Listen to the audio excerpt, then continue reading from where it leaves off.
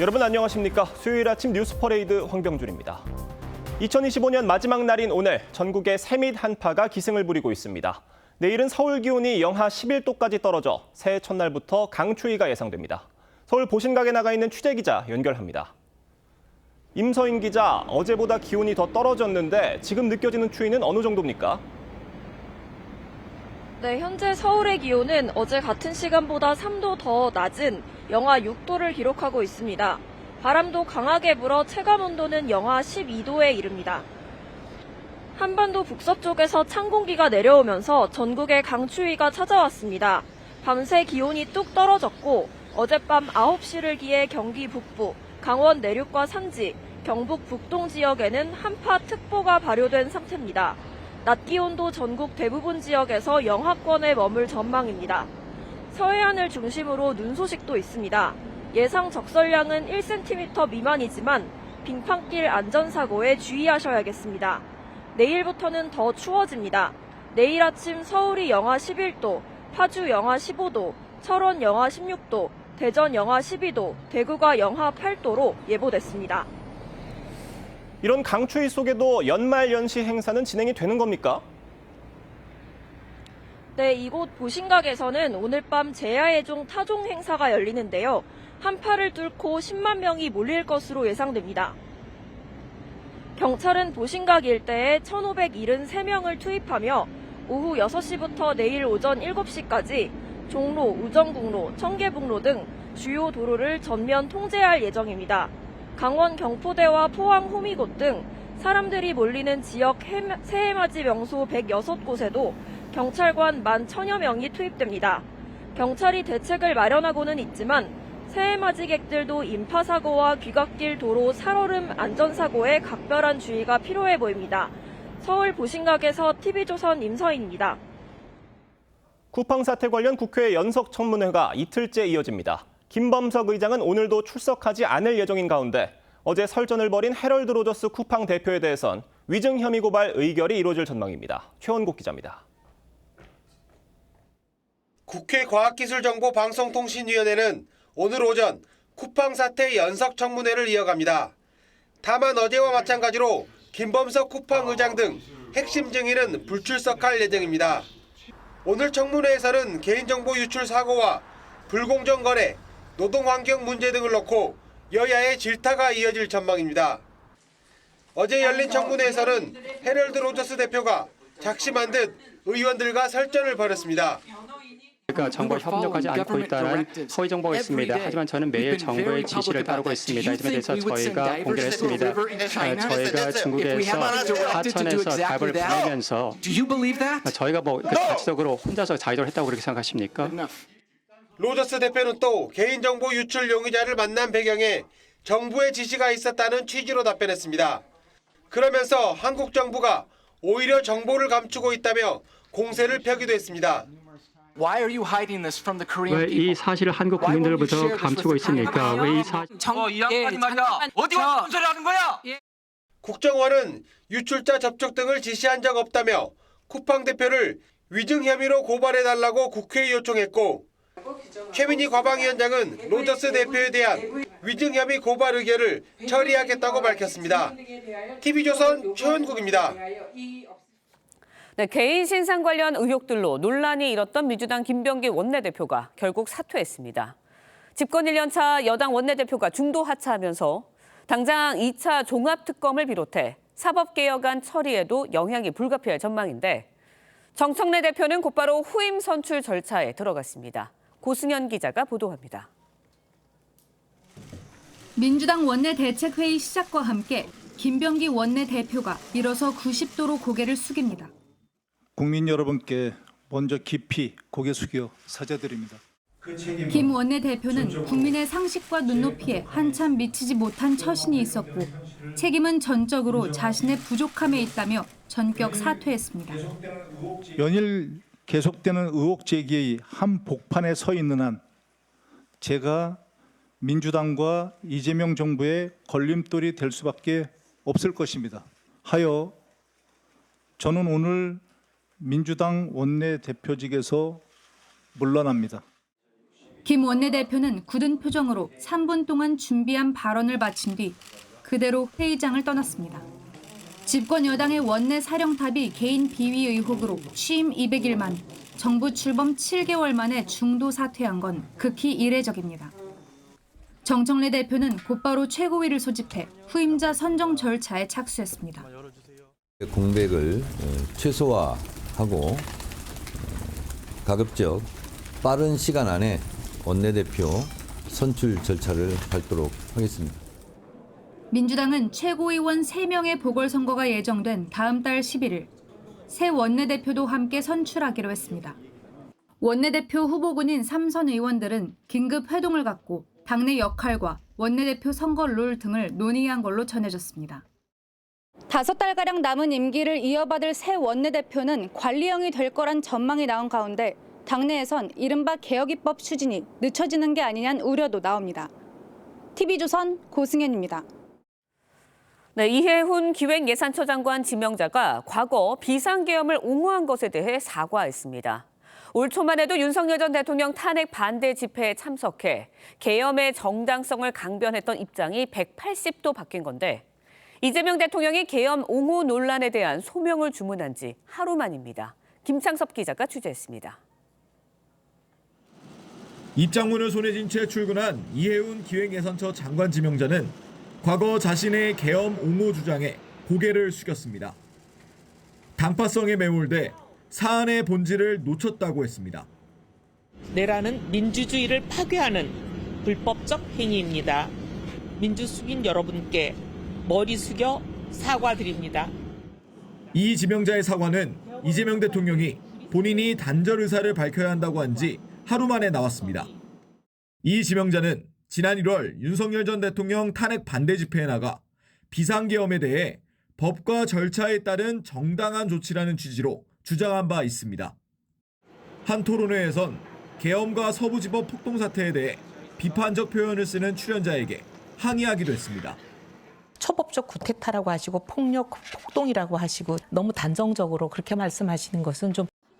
이 지명자는 과거 서울시장에 출마했을 당시엔 촛불 집회를 겨냥해 서울광장 집회 금지를 공약으로 내걸었고 노무현 전 대통령에 대해선 독선, 포퓰리스트를 언급하며 야스쿠니 신사 참배를 한 고이즈미 전 일본 총리와 닮았다고 했습니다.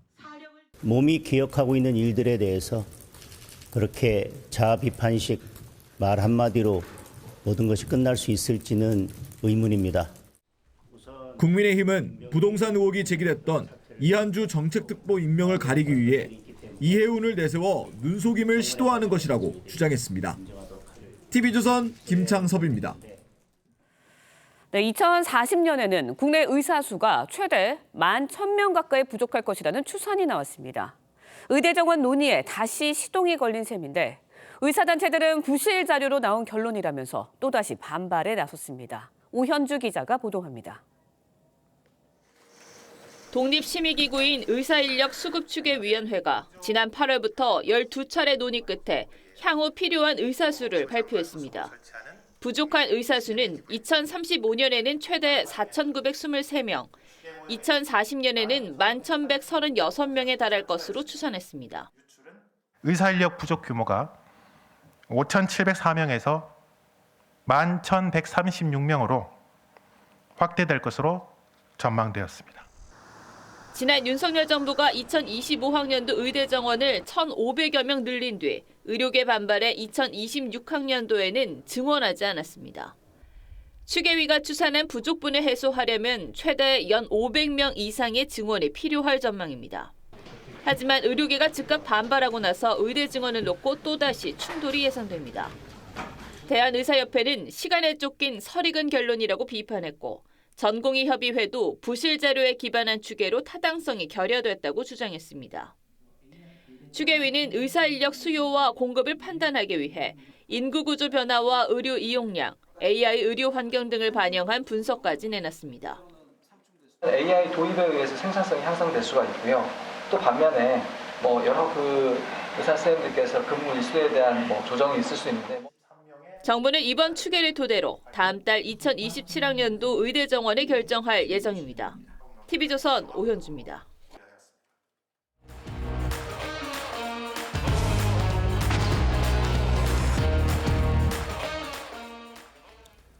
정치권 소식 짚어보는 아침의 맞수 시간입니다. 김진욱 더불어민주당 전 대변인, 윤기찬 국민의힘 법률위 부위원장 나오셨습니다. 안녕하십니까? 전해드린 대로 각종 의혹에 휘말린 민주당 김병기 원내대표가 결국 원내대표직에서 물러났습니다. 목소리 들어보겠습니다. 국민 여러분께 먼저 깊이 고개 숙여 사죄드립니다. 국민의 상식과 눈높이에 한참 미치지 못한 처신이 있었고 그 책임은 전적으로 제 부족함에 있습니다. 연일 계속되는 의혹 제기의 한복판에 서 있는 한 제가 민주당과 이재명 정부의 걸림돌이 될 수밖에 없을 것입니다. 하여 저는 오늘 민주당 원내대표직에서 물러납니다. 사실 어제 오전까지만 해도 김병기 원내대표가 사퇴할 것이라는 관측은 그렇게 많지는 않았습니다. 수석 대변인 언급으로 사과와 해명에 집중할 것이다라는 언급도 있었기 때문에 그런 관측이 더 많았는데 갑자기 사퇴를 전격적으로 해버렸습니다. 그러니까 지금 김병기 원내대표가 받고 있는 의혹이 호텔 숙박권 의혹에서 시작을 해서 병원 특혜 의혹, 장남 의혹, 차남 의혹, 또 강선호 의원 관련 의혹까지 여러 가지인데 어떤 게 좀 결정타가 됐다고 보세요? 아무래도 이제 결정타라고 한다면 마지막에 이제 공개가 된 강선우 의원과의 대화 녹취 내용 그 부분에 있어서 이제 공천과 관련해서 그 돈이 금품이 오고 갔다라고 하는 내용들에 대한 것까지 나오면서 원내대표로서 역할이 적절하냐 하는 부분에 대한 이제 의구심들이 커져간 것 같고요. 좀 전에 그 김병기 전 원내대표께서 본인의 육성으로 얘기했듯이 지금 이제 그 원내대표 집권 여당의 원내대표직을 맡고 있는 입장에서 계속해서 의혹이 일일 의혹이다라고 나올 정도까지 연일 의혹이 제기되는 이런 상황 속에서 본인이 거취를 정리하지 않으면 당과 이재명 정부에게 걸림돌이 될 것이다라는 이제 생각이 있었기 때문에 결단을 할 수밖에 없었던 것이 아닌가 싶은데요. 어쨌든 김병기 원내대표의 어떤 저런 결단이 당으로서는 굉장히 좀 충격적일 수도 있습니다. 왜냐하면 지금 연말에 이 각종 개혁 법안들을 원내 사령탑으로서 처리해야 되는 상황에서 이 구심점이 지금 일선에서 물러설 수밖에 없는 이런 상황이 당에게는 상당히 좀 부담이 되는 것도 사실이지만 그것보다도 오히려 국민의 눈높이에 맞춰서 본인의 거취를 결정할 수밖에 없었다. 그 부분에 대해서는 평가를 좀 해야 될 것 같습니다. 그러니까 다른 누구의 목소리도 아닌 본인의 육성이 담긴 녹취가 공개가 되면서 결정타가 됐고 이 중요한 시기에 원내대표직을 내려놓게 된 상황인데 지금 국민의힘에선 원내대표직뿐만이 아니라 의원직도 던져야 한다. 의원직 내려놓고 수사받아라라는 목소리 나오고 있습니다. 사퇴 어떻게 보셨어요? 원래 이제 3종 세트로 나왔어야 되는 게 맞죠. 원내대표직 사퇴는 이거 최소한의 조치인 것으로 보이고 물론 본인이 혼자 결정하지 않고 누군가 상의했다고 저는 생각을 하는데 왜냐하면 이게 원내대표 재직 시에 원내대표 업무와 관련된 여러 가지 의혹이 아니잖아요. 국회의원 재직 시에 국회의원의 지위를 오남용했다는 의혹들이기 때문에 아니 국회의원직을 사퇴를 했어야 되는 것이죠. 그것이 아니라 하더라도 민주당을 탈당하는 정도의 이 정도의 거리를 두는 것이 스스로 얘기했듯이 민주당과 대통령에게 짐을 지우지 않는 꼴인데 본인이 하여튼 최소한의 원내대표직만 사퇴하고 그다음에 이제 국회의원직을 유지하는. 그런데 저는 이 부분도 사실 그 폭로자가 만족할지 모르겠어요.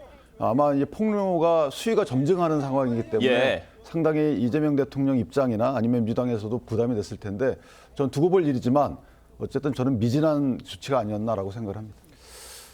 국민의힘에서는 비교적 야당과 대화가 통했던 김병기 원내대표의 후임으로 더욱 강성 인사가 온다면 여야 협상 더 어려워지는 것 아니냐 이런 목소리도 나오고 있는데 일단 지금 다른 분들 하마평에 오르는 분들이 있기는 한 것 같습니다. 누가 좀 가능성이 있는 상황인가요? 글쎄요. 지금 누가 가능성이 있다 이렇게 말씀드리긴 좀 어렵습니다만 지금 어제 김병기 전 원내대표의 사퇴 이후에 당에서 긴급 최고위원회를 열고 1월 11일에 저희 이제 최고위원 보궐선거가 있는 날인데 그날 원내대표에 대한 선거도 같이 이루어지게 되어 있습니다. 그렇게 이제 결정을 했고요.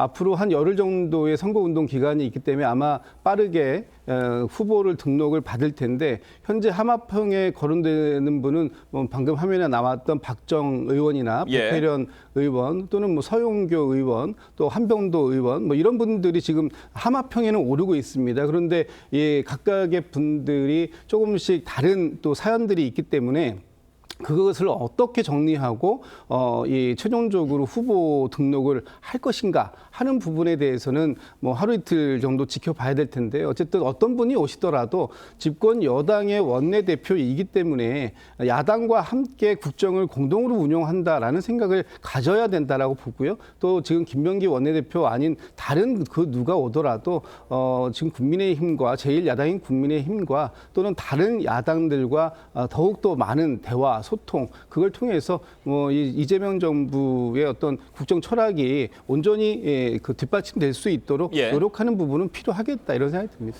그러니까 누가 오느냐에 따라서 원내 협상 테이블에서 국민의힘과 더 대화가 안 될 수도 있다라는 관측이거든요. 어떻게 보세요? 근데 저는 이미 뭐 어느 원내대표 오더라도 협상 테이블에서 대화가 되지 않는 상황이죠. 그래서는 인물의 그 온강 차이 때문에 바뀌지는 않는다고 보고 더군다나 정청래 대표가 있는 한 원내대표가 어떤 분이 오더라도 국민의힘과 협상은 아마 없을 것이다. 저는 그렇게 보고요. 그 협상의 최종 사실상의 뭐 방관자인지 아니면 조력자인지 모르겠지만 이재명 대통령의 의사도 또 반영될 수밖에 없기 때문에 저는 한 분의 영향력이 크지 않다고 봅니다. 다만 이제 어떤 분이 오느냐에 따라서 당내 역학관계, 특히나 지방선거 공천과 관련된 여러 가지 영향은 있을 수 있겠죠. 그건 뭐 민주당의 당내 문제로 규책될 문제입니다. 다음 원내대표 선거가 어떤 명청 대전이 될 것이다라는 관측도 나오고 있습니다. 김병기 원내대표가 친명계 의원으로서 정청래 대표와 각을 세우는 모습을 많이 보여왔고 그만큼 청와대와는 더 가까운 것으로 비춰져 왔거든요. 그렇기 때문에 지금 청와대에서는 이 사태를 좀 어떻게 보고 있을까? 이재명 대통령으로서는 좀 많이 아쉽지 않을까라는 관측도 있습니다. 글쎄요, 뭐 대통령께서 어떤 생각을 갖고 계신지 어제 청와대에서 공식 입장이 나오질 않아서 제가 잘은 모르겠습니다만 지금 민주당과 민주당 안에서 마치 친명과 친청 이런 구도 개파가 뭐 형성되고 있다 이렇게 이제 보시는 분들도 있을 수 있겠습니다만 제가 볼 때는 민주당은 이재명 정부의 성공을 뒷받침해야 하는 집권 여당의 역할을 그대로 하고 있다. 그리고 당 내에선 조금 다른 생각과 다른 말씀들을 주시는 분들도 있을 수 있는데 그것조차도 너무나 자연스러운 일이다라고 보여지고요. 어쨌든 뭐 새로운 원내대표가 선출된다고 하더라도 그 후반에서 이루어지는 어떤 뭐 개파의 논쟁은 완전히 전 뒤로 배제돼야 된다고 보고 오로지 이재명 정부가 어떤 방식으로 국민들의 먹고 사는 문제를 편안하게 해결할 수 있을까? 그래서 민생을 우리가 다 감당할 수 있는 집권 여당이다라는 점을 뭐 변함이 없기 때문에 그 부분에 대해서 뭐 충실하게 뭐 저희 정청래 대표와 또는 신임 새로 오시는 원내대표께서 잘 협조적으로 그 민주당이 또 국회에서 원 구성과 관련해서도 잘 이끌어갈 수 있다. 그리고 지금 이번에 뽑히시는 분이 보궐의 성격을 갖고 있기 때문에 한 5개월 정도의 원내대표직을 수행하시게 될 텐데요. 뭐 그 사이에 소위 얘기하는 지방선거의 그 공천 과정에서의 친명, 친청 경쟁 구도 이런 부분에서는 좀 상관이 없을 것 같다라는 것이 제 개인적인 판단입니다. 근데 사실은 공심위의 원내대표 역할은 좀 크잖아요. 그러니까 지금 정청래 대표 입장에서 보면 대통령이 업무보고를 공개적으로 받는 과정이나 아니면 여러 가지 행보에 있어서 또는 SNS를 통해서 특정 후보자, 그러니까 지방자치단체 출마 후보자에게 힘을 실어주는 이런 것들이 연이어 일어나기 때문에 정청래 대표는 그것을 메시지로 볼 수밖에 없고 그에 대항해서 여러 가지 조치를 할 수밖에 없는데 그것은 갈등으로 이어질 수밖에 없는 거죠. 그래서 공천 관련 갈등의 소지는 더 커졌다라고 볼 수밖에 없어요. 김병기 원내대표 사퇴의 결정타가 됐다고 지목되고 있는 강선호 의원의 1억 공천 헌금 수수 의혹 파장 커지고 있습니다. 공개된 두 사람의 대화 녹취 들어보겠습니다. 어쨌든 그 1억 이렇게 뭐 그 돈을 갖다가 받은 걸 사무국장이 그러니까 보관하고 있었다는 거 아닙니까? 의원님이 정말 그냥 아무 생각이 없었던 거죠. 돈에 대한 얘기를 들은 이상은 제가 도와드려서도 안 되지만 정말 일 커집니다. 그 법적인 책임뿐만이 아니고 공관위원이기 때문에 이거는 어떡하지? 하다가 그러셨어요. 이게. 어떻게 하면 될까요? 아니, 저도 살려주세요. 하여튼 이거 돈 돌려주시고요. 제가 없어도 이렇게 됐어요. 정말 이런 사람이 강선호 의원은 절절하게 살려달라 뭐 이렇게까지 얘기를 하는 상황이었고 김병기 당시 공관위 간사는 뭐 저희가 들어본 바에 따르면 뭐 꽤나 상식적인 대응을 한 것으로는 보입니다만 지금 문제로 지적되는 거는 전후 상황인 것 같거든요. 지금 녹취를 통해서 김병기 원내대표가 그 해당 시의원이 금품을 건넸다는 의혹에 대해서는 인지를 했다는 게 확인이 되는 상황인데 저 통화 다음 날에 그 해당 시의원은 컷오프 대상이었던 게 바뀌어서 지금 단수 공천이 됐다 이런 의혹이 나오고 있는 상황이기 때문에 어떻게 보고 계십니까 민주당에서?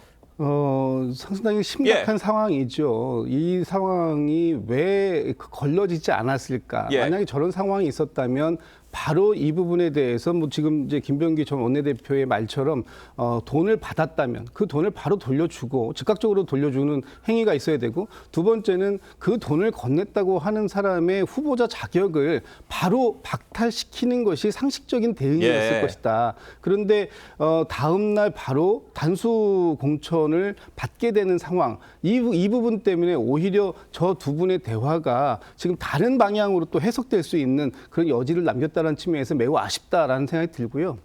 어차피 지금 당시에 이 부분에 대해서 돈이 전달이 됐는지 또 저 김경시 의원 같은 경우에는 자기는 돈을 준 적이 없다라고 지금 얘기를 하고 있기 때문에 또 지금 받았다고 얘기하고선 두 사람이 대화가 나오는 상황 속에서 정확한 진실 규명이 좀 이루어져야 될 필요가 있고 그에 따른 합당한 조치가 이루어져야 되는데 저희 일단 민주당에서는 정청래 당대표께서 이 강선우 의원에 대한 그 감찰을 윤리 감찰을 지금 지시한 상황이기 때문에 당시에 어떠한 일이 있었는지 정확하게 그 내막을 좀 파악하고 그에 따른 합당한 조치가 필요하다. 이건 굉장히 엄중한 사안이다. 이런 말씀을 드리고 싶습니다. 그러니까 저희가 들어본 녹취를 통해서 강선우 의원이 금품을 수수했다는 정황에 대해서는 확인이 되는 것 같습니다. 그 금액이 1억 원이라고 하고 다만 강선우 의원과 강선우 의원 측 그리고 시의원 측은 이 금품 수수 의혹에 대해서는 부인을 하고 있는 상황이기 때문에 그러면 도대체 이 1억은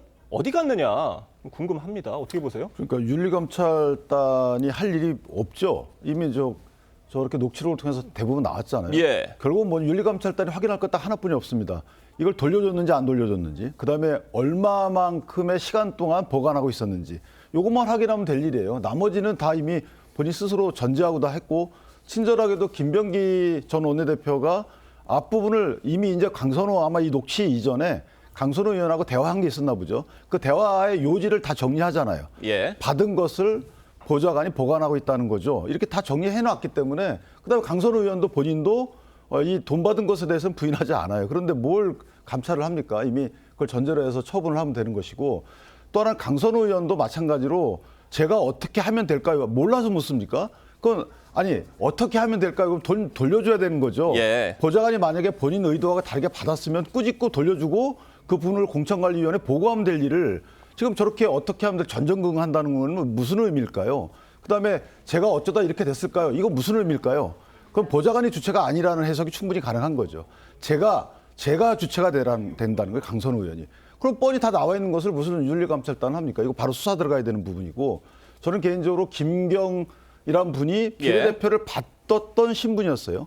비례대표직을 수행하고 있다가 재선을 저런 식으로 한 거거든요. 그러니까 전반적으로 비례대표를 받은 과정도 조사해야 되는 것이 아닌가라는 생각을 합니다.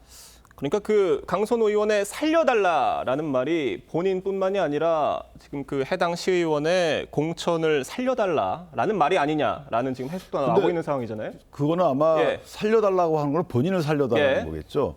본인을 살려주는 길은 뭘까요?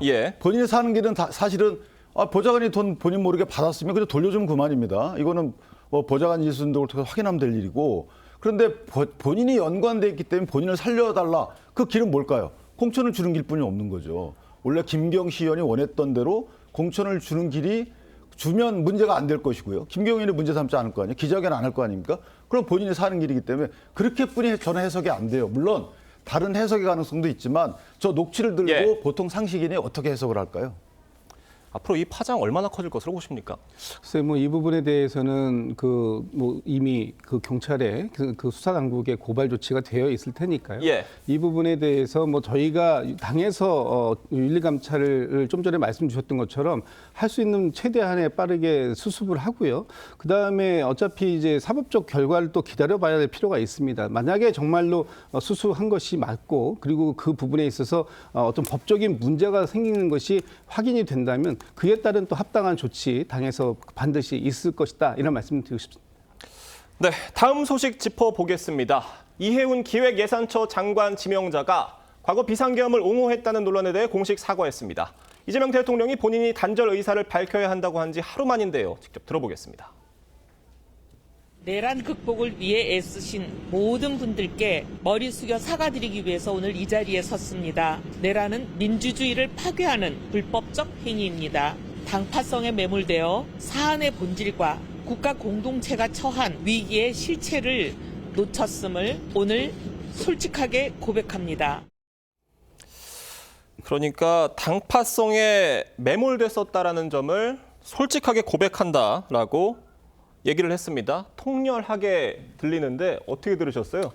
글쎄요, 저는 대통령의 인사에 응한 부분에 대해서는 사실 비판할 의사가 없어요. 예. 그런데 그 본인의 어떤 인사에 응하고 그다음에 예산처 장관으로 가는 부분이 정치적인 메시지가 있거든요. 예를 들면 민주당과 이 대통령 측에서는 이게 그러니까 국민의힘이 내란 정당이다. 내란과 방조돼 있거나 묵인했다. 이런 식으로 내란머리 공작을 해왔는데 그 부분에 대해서 스스로 이건 허구였다는 것을 인사로서 입증이 된 거잖아요. 그럼 그 정도의 정치적 메시지는 살려두셔야 되는 거죠. 그런데 그 본인이 가면서 그런 정치적 메시지마저도 지우고 가는 겁니다.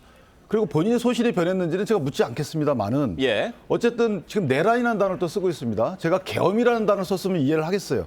내란이라는 단어는 법적 평가를 거친 이후에 탄생하는 단어인데 본인 내란에 대해서 저렇게 통렬하게 자아 비판을 하고 간다. 그 말은 뭐냐면 그 후폭풍은 국내심이 온전히 가져야 되는데 본인이 떠나면서 저렇게까지 침을 뱉고 갈 이유가 뭔가. 저는 개인적으로 아무리 직이 탐났어도 저는 그냥 가시면 될 일이지. 만약에 그냥 가실 때 민주당이나 대통령께서 안 받아들이면 안 받아들이는 대로 그냥 계시면 될 일이지. 이것을 본인이 계셨던 또 당협위원장이나 의원직도 수행했던 해당 정당에 대해서 후폭풍을 저렇게 언행을 하시고 갈 이유가 있었을까? 매우 아쉽습니다. 야당에선 공산당식 자아 비판이다 이런 비판까지 나왔는데 사실 야권뿐만이 아니라 여권 내부에서도 이해운 지명자에 대한 날선 비판들이 공개적으로 터져 나왔어서 과연 이 지명자가 이번 사과로 비판 여론을 좀 잠재울 수 있을 것으로 보십니까? 글쎄요, 어느 정도의 진정성을 가지고 반성했는가 하는 부분에 대해서 민주당 쪽 지지자들도 좀 평가를 하실 것 같습니다. 이것이 단순하게 자리를 탐하기 위해서 한번 있지도 않은 마음을 갖지도 않은 상태에서의 반성인지 아니면 정말로 이것이 통절한 반성이 진정성을 갖고 있는 것인지 이런 부분들은 앞으로 이제 인사청문 과정 속에서도 계속적으로 확인이 좀 필요한 부분이 있다라고 보여지고요. 그때까지 저희 좀 기다려 볼 필요는 있을 텐데 지금 국민의힘에서 이해운 후보자에 대해서 이것을 공산당식 자아 비판이다 이렇게 비판을 하시는데 지금 국민의힘이 사실은 지난 1년 동안 그 12.3 비상계엄 내란 사태와 관련돼서 전혀 통절한 반성이 없었습니다. 오히려 그랬기 때문에 국민의힘이 내란을 옹호하는 정당이다라는 비판을 민주당에서 또는 국민들로부터 받을 수밖에 없었던 상황인데 아직까지도 반성과 자아 비판을 구분하지 못하고 있다라고 한다면 국민의힘이 정말 국민의 눈높이에 맞는 정당으로 거듭날 의지가 있는 것인가라는 비판을 또 안 드릴 수가 없을 것 같고요. 이해운 후보자가 본인이 지금 개인적으로 어떤 그 영화를 누리기 위해서 이재명 정부에 합류한다. 그래서 완전히 전향설을 냈다. 이렇게 비판하는 것은 과도하고 지금 국민의힘도 국민의 눈높이에 맞는 정당으로 돌아오시길 다시 한번 좀 제가 당부의 말씀 좀 드리고 싶습니다. 자, 이재명 대통령은 국민 통합의 중요성을 강조하면서 이 지명자 인선 배경을 에둘러 설명하기도 했습니다. 자, 그런데 윤석열 정부 때 임명된 유철환 국민권익위원장 등에게 국무회의 나오지 마라 이렇게 통보를 하면서 통합의 기준이 과연 뭐냐 지금 이런 지적이 나오고 있습니다. 유철한 위원장은 당초 임기를 지키겠다고 했는데 이 배제 통보를 받고 사의까지 표명했다고 해요. 저는 뭐 통합은 뭐 죄송하지만 예. 허울 뿐이라고 생각을 해요. 처음엔 저도 통합의 진정성을 기대했는데 사실 흐름이 그렇지 않잖아요. 지금 이해훈 후보자의 경우에도 과거의 발언에 대해서 그 설명을 하는 정도면 괜찮아요. 그런데 그게 아니고 그것을 사과의 의미라는 것은 양심의 자유에 반해서 본인이 했던 일을 뒤집는 건데 그 뒤집는 시기가 실제 장관 지명 받은 이후잖아요. 그럼 그 진정성을 그걸 믿겠습니까 누가? 근데 그거를 그런 사과를 했다고 해서 그럼 됐다 이렇게 넘어가요. 그렇다면 만약에 국민의힘의 당 대표가 지난 그거에 대해 사과를 하면 앞으로 문제 삼지 않을 겁니까? 그렇지 않을 거잖아요. 그건 정치적 공격에 불과하고 또 하나는 방금 말씀하셨던 것처럼 권익위원장에 대해서 국무회의 배석을 배제했잖아요. 예전에 전현희 전 의원에 대해서 당시 국무위원장 배제했더니 뭐라 그랬습니까? 이거 그만두라는 거 아니냐라고 했잖아요. 그만두라는 거죠. 그래서 그에 따라서 그만둔 거기 때문에 이 말은 뭐냐면 내가 통합의 기준을 정한다는 거죠. 통합은 있는 그대로 갖다가 쓰는 게 통합인 것이지 상대방에게 뭘 요구해서 들어주면 그때 내가 당신을 인용하겠다라고 하면 그게 통합입니까? 말이 안 되는 거죠. 그러니까 보수 인사에 대해서 누구는 나오고 누구는 나오지 마라, 누구는 배제하고 끌어안겠다라는 거여서 과연 기준이 뭐냐 이런 지적들입니다. 어떻게 보세요? 이재명 대통령께서 모두의 대통령이 되시겠다라고 말씀을 하셨고 국민통합 또 실용주의 인사 원칙을 천명하고 그에 합당한 인사들을 지금 이제 폭넓게 구하고 있는 중 아닙니까? 그렇다면 지금 대통령께서 손을 내미는 손을 매몰차게 걷어찰 것이 아니라 오히려 함께하고 또 그것이 국민의 그 안녕을 또 국민 생활의 성장을 돕는 그런 방식이라면 협력할 것은 협력해 주는 것이 바람직한 부분이 아닌가. 그럼에도 불구하고 지금 국민의힘에서는 대통령의 모든 인사라든가 이런 부분들에 대한 진정성까지 폄훼하는 이런 발언들을 하시는데 앞으로 이재명 대통령께서 국민 통합을 위해 또 모두의 대통령이 되기 위해 얼마만큼 더 소통하고 함께 하겠다라고 하시는지 좀 그 진정성도 좀 함께 들여다 좀 봤으면 좋겠다. 그런 말씀 좀 드리고 싶습니다. 근데 제가 짧게만 한 말씀 드리면 이게 왜 위험하냐면 이게 물론 이제 과거의 어떤 행위에 대한 관점은 그대로 하고요. 현 정권에 대한 비판적 입장을 갖고 계신 분에 대해서 만약에 통합에서 배제한다면 그러면 견제할 세력을 아예 없애는 거예요. 그런 측면에서 보면 그 통합 논의가 허울일 뿐인 것이 그 정도로 위험하다는 겁니다. 알겠습니다. 오늘 두 분 말씀은 여기까지 듣도록 하고요. 새해에도 아침의 맞수를 통해 뜨거운 정치권 이슈 잘 전해드리도록 하겠습니다. 감사합니다. 어제 저녁 8시쯤 서울 강서구 등촌동의 한 아파트에서 불이 나 주민 1명이 숨졌습니다. 소방당국은 차량 25대와 인력 96명을 투입해 화재 발생 30여 분 만에 불을 껐습니다. 이 불로 집안에 있던 50대 남성이 숨진 채 발견됐고 주민 5명이 대피했습니다. 경찰과 소방당국은 정확한 화재 원인을 조사하고 있습니다. 함께 탈북한 남동생을 살해한 혐의로 50대 여성이 구속됐습니다. 경찰은 10억 원에 달하는 빚을 진 여성이 동생의 돈을 노리고 범행을 저지른 것으로 판단했습니다. 범행을 숨기기 위해 남편에게 수면제를 먹인 정황도 나왔습니다. 하동원 기자의 단독 보도입니다. 검은 마스크로 얼굴을 가린 여성이 법원으로 들어갑니다. 동생 살인 혐의 인정하십니까? 살인 혐의 인정하시나요? 지난 8월 남동생을 살해한 혐의를 받는 50대 탈북 여성입니다. 동생의 시신에선 목 절린 흔적과 함께 여성이 복용하던 수면제 성분이 발견됐습니다. 여성은 줄곧 동생을 살해할 이유가 없다며 혐의를 부인했지만 경찰은 동생의 돈을 노린 범행이라고 판단했습니다. 경찰이 신청한 구속영장에는 2013년 탈북 이후 여성이 10억 원 가까운 빚을 져왔다며 동생의 퇴직금과 상속재산 등이 범행 목적이었다는 내용이 포함된 것으로 알려졌습니다. 경찰 조사 결과 숨진 동생은 미혼으로 친누나인 여성이 유일한 상속인이었습니다. 여성의 치밀한 계획 범행 정황도 드러났습니다. 남편의 혈액에서도 같은 수면제 성분이 나왔는데 경찰은 여성이 범행을 들키지 않기 위해 함께 있던 남편에게도 수면제를 먹여 재운 뒤 범행을 저지른 것으로 보고 있습니다. 동생이 숨진 닷새 뒤 남편은 아내가 나를 살인범으로 몰고 있다는 취지의 메모를 남기고 숨졌습니다. 법원은 증거인멸의 우려가 있다며 여성에 대한 구속영장을 발부했습니다. TV조선 하동훈입니다.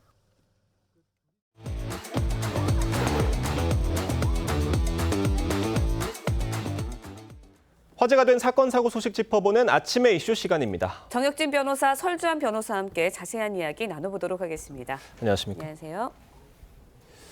어제 국회에서 열린 쿠팡 청문회에선 초반부터 쿠팡 대표와 청문위원들 사이에 고성과 실랑이가 오갔습니다. 영상으로 보겠습니다.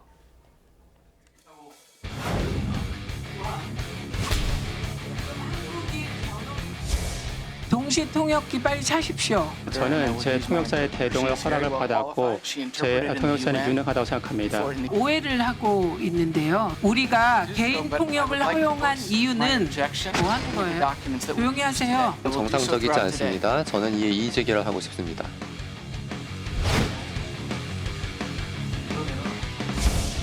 이 합의되지 않은 결과에 대해서 사전에 발표했다는 것에 대해서 심각한 우려를.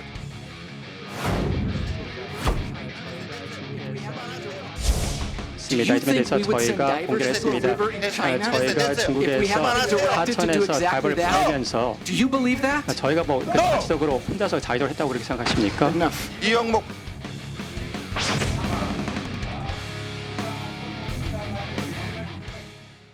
헤럴드 로저스 쿠팡 임시 대표가 책상을 두드리고 고성을 지르기까지 하면서 실랑이를 벌이는 모습 저희가 다 같이 보셨는데 어제 청문회 어떻게 보셨습니까? 글쎄요, 저는 이게 문화 충돌 같다는 생각도 들었습니다. 왜냐하면 우리나라 사람들이 일단 국회에 불려 나가면 아무리 불만이 있고 내가 생각이 다르다고 하더라도 의원님들 앞에서 굽신굽신하면서 고개 숙이는 게 일반적인 모습이잖아요. 그런데 다른 나라는 그렇지 않다. 특히 미국은 더더군다나 그렇지 않다.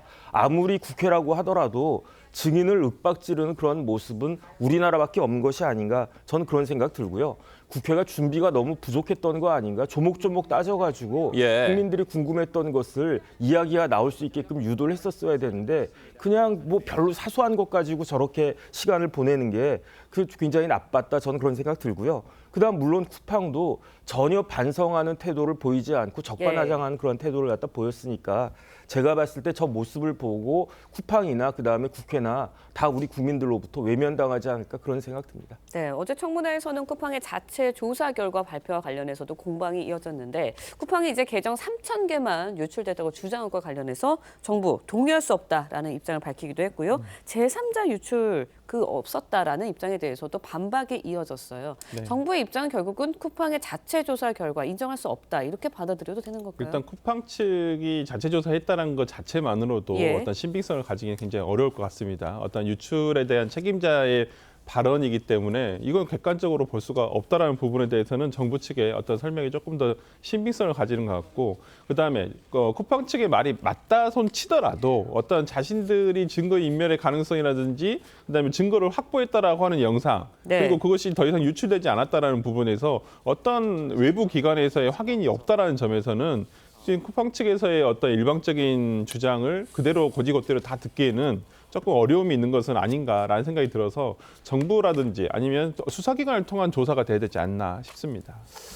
어제 로저스 쿠팡 대표가 이런 말도 했습니다. 개인정보 유출 사고를 조사를 한 게 국정원의 지시와 명령에 따른 것이었다. 이렇게 주장을 했는데 국정원은 전혀 사실과 다르다.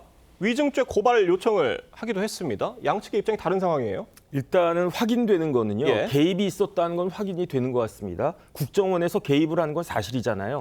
그런데 중요한 건 차이는 개입의 정도라고 할 건데 쿠팡 입장에선 나는 그것을 지시와 명령으로 받아들였다. 그다음 국정원 입장에서는 지시 명령한 게 아니라 국정원법 5조에 따라서 협조를 요청했을 뿐이다. 여기서 이야기가 갈리는 것 같은데 중요한 거는 쿠팡이 국정원의 이야기를 어떻게 인식했는지가 그게 중요하겠죠. 나는 그 지시와 명령으로 받아들였다. 이렇게 이야기하는 거 아니겠습니까?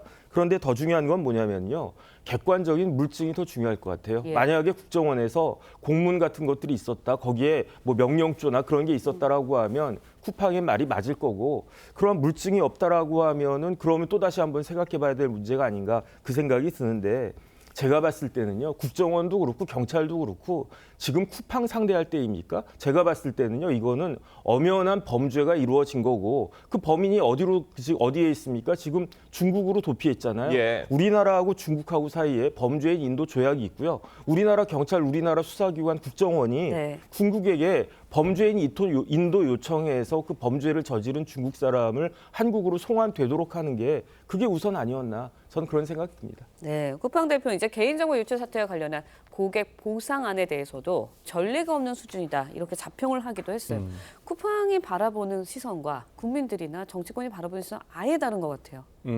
저같이 지금 쿠팡을 쓰지 않고 예를 들어서 탈퇴한 회원에게는 무슨 의미가 있나요? 이게 손해가 아무런 의미가 없습니다. 그렇네요. 예. 1인당 5만 원이라고 하지만은 기껏해야 쓸 수 있는 것은 뭐 상품에 대한 5천 원 할인권, 그다음에 배송에 대한 쿠팡 이체에 대한 5천 원 할인권, 나머지는 자사의 다른 브랜드예요. 그렇죠. 그걸 있는지도 몰랐던 분들이 굉장히 많은 소비자들이 있는데 그거에 대한 2만 원에 대한 어떤 이용권을 준다는데 이건 손해 보상 아니라고 보기에는 너무나 부적절하다고 보고요. 지금은 쿠팡이 어떤 피해자들에 대한 배상을 해야 될 것이지 보상이라는 것은 자신의 잘못이 없다라는 것을 표현하는 의미거든요. 그 단어 자체가. 그렇기 때문에 저는 쿠팡이 이러한 보상안을 내놨지만은 실효적이지도 않고 또 어떤 소비자들에게 이것을 어떤 보상이라고 받을 만한 내용도 아니라고 봅니다. 네, 쿠팡 관련한 청문회 오늘도 이어지는데 어떤 상황이 또 펼쳐질지 지켜봐야 할 것 같습니다. 다음 소식도 짚어보도록 하겠습니다.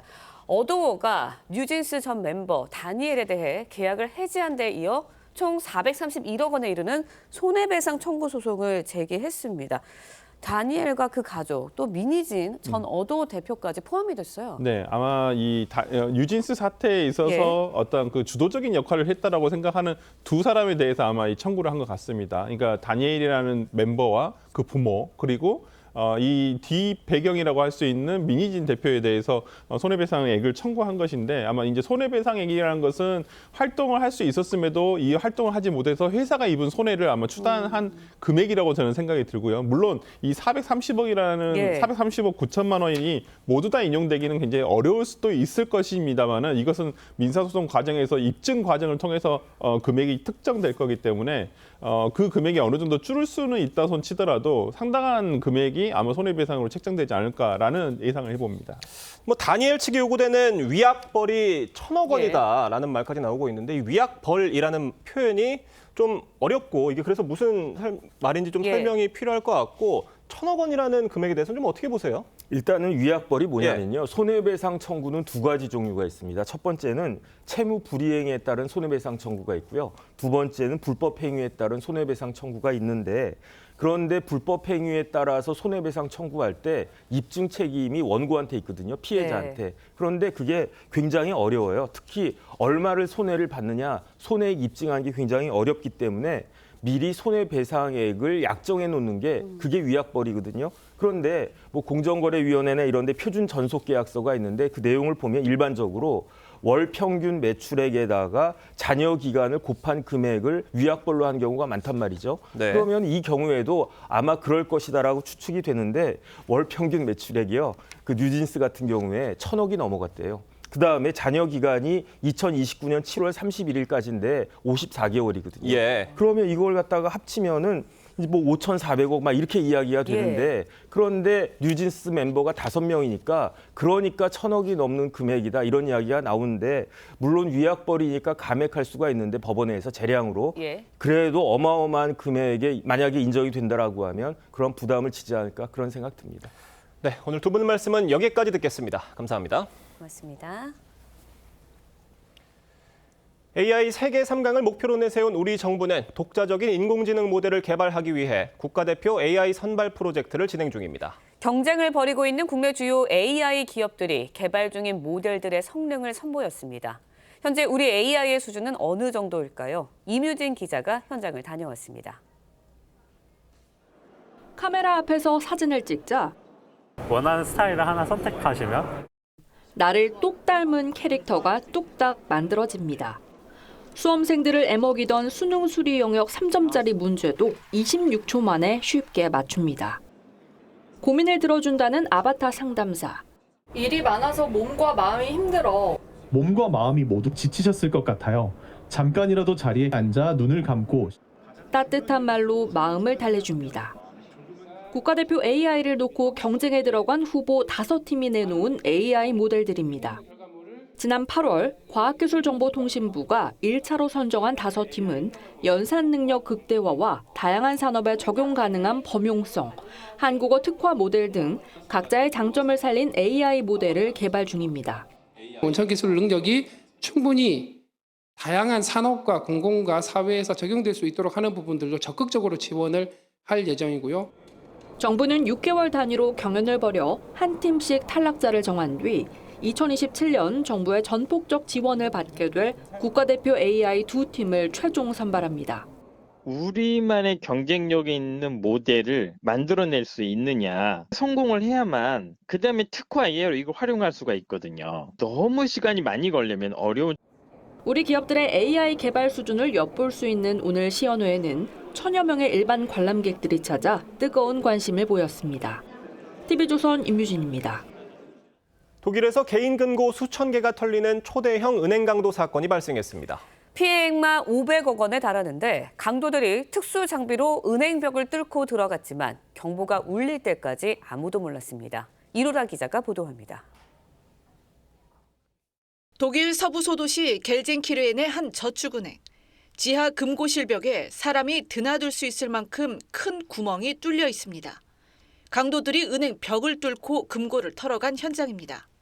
이들은 은행 내 설치된 개인 금고 3,200여 개를 부수고 현금과 금, 보석료 등 약 3천만 유로, 우리 돈 500억 원 상당을 훔쳐 달아났습니다.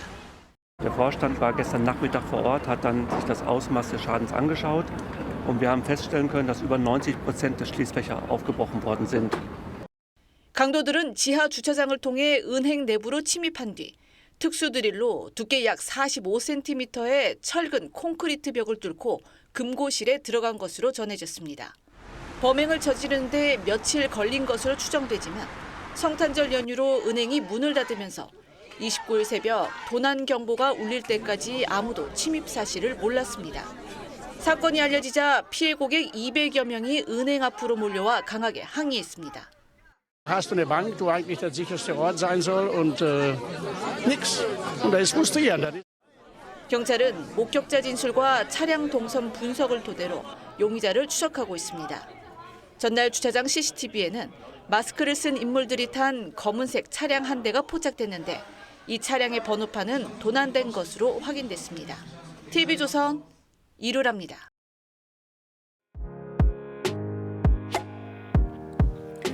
렌즈에 담긴 그 순간 그 의미를 짚어보는 시간이죠. 사진 기자가 선택한 아침 현장입니다. 오늘은 조선일보 사진부 오종찬 기자와 함께합니다. 안녕하세요. 오늘 아침에 볼 사진 어떤 건가요? 네, 지난 7월 전쟁 중인 팔레스타인 가자 지구 너머로 석양이 지고 있는 장면입니다. 오늘은 2025년의 마지막 날입니다. 한 해를 정리하며 외신 AFP가 올해의 사진들을 선정했는데요. 한 해를 대표하는 사진들 함께 보시죠.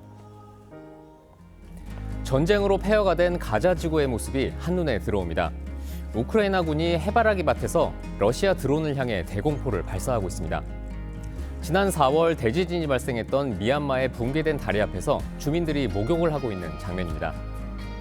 네팔 정부가 SNS 접속을 차단하자 시작된 반정부 시위였는데요. 현직 총리가 사임하면서 젠지 세대의 혁명이 전 세계의 주목을 받았습니다. 네, 정말 굵직굵직한 뉴스가 많았던 한 해였던 것 같은데요. 올해 선정된 사진들이 모두 어두운 소식들인 것 같네요.